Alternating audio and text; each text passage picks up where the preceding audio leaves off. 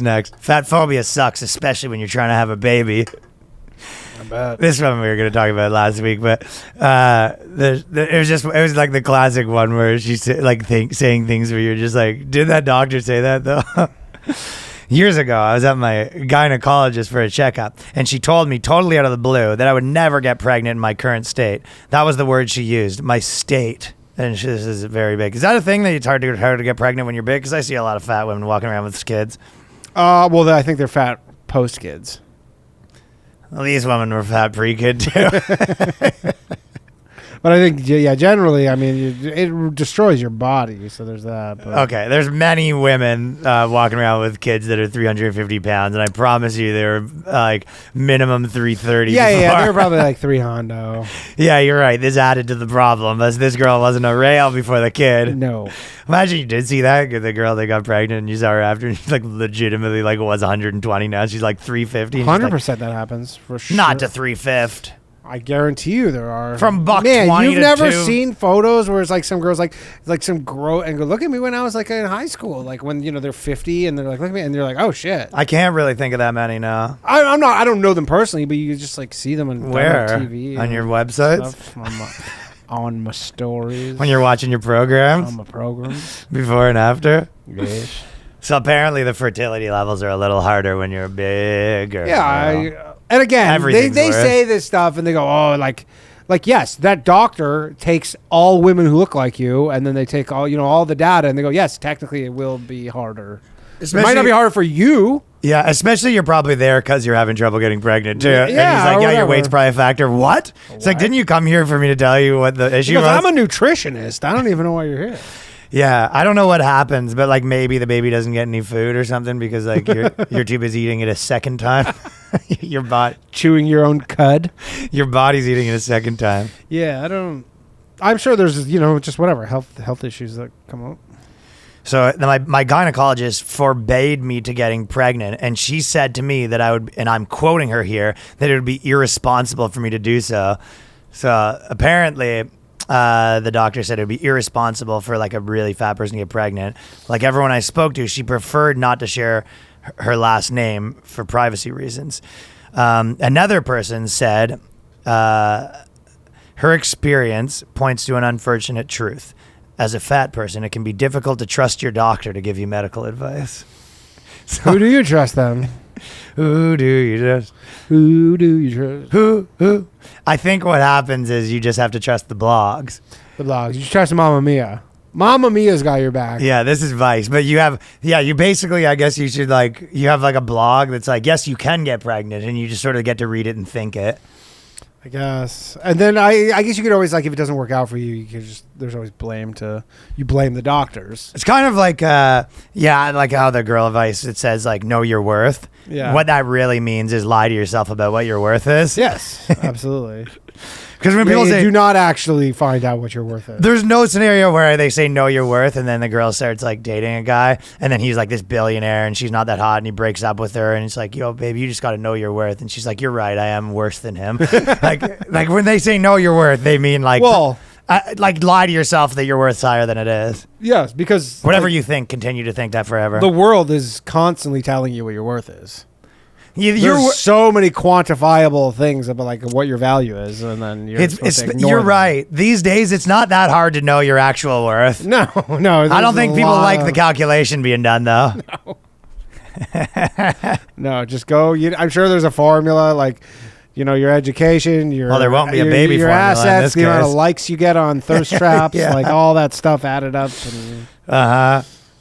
So what do we know scientifically about fertility in fat people? On average, studies have shown fertility decreases as body mass index increases, particularly over 30. Higher BMI is also connected to. They hate BMI. That's always getting rid mad at BMI. Nobody likes the BMIs. I mean, it's not the best measurement. But I'll tell you what. You know what else decreases with your higher BMIs? Your chance of a guy with a BMW.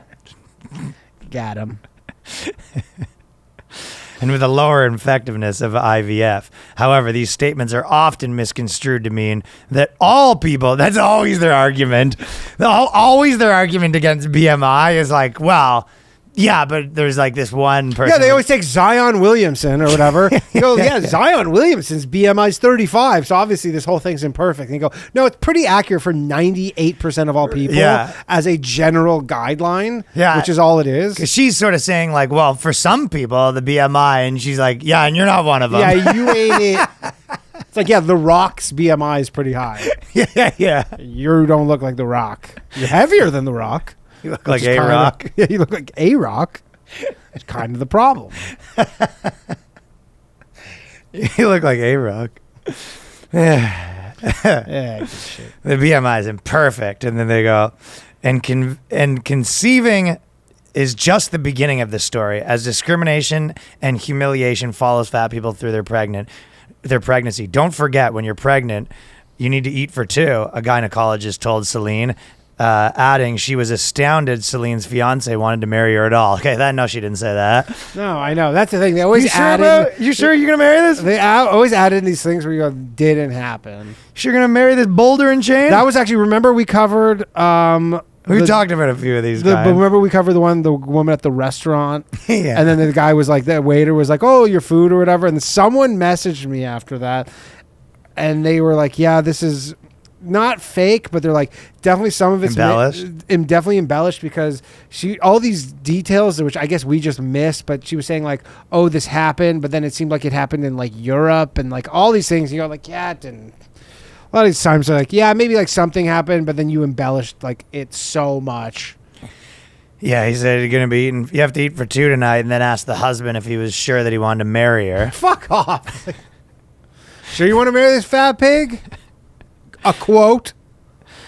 Another follower of mine told her obstetrician, so that's a lot of times how they make these articles is they ask for people to send them things on Twitter, told her obstetrician he was hurting her during a visit, only for him to reply, I can't see anything with all that fat of yours.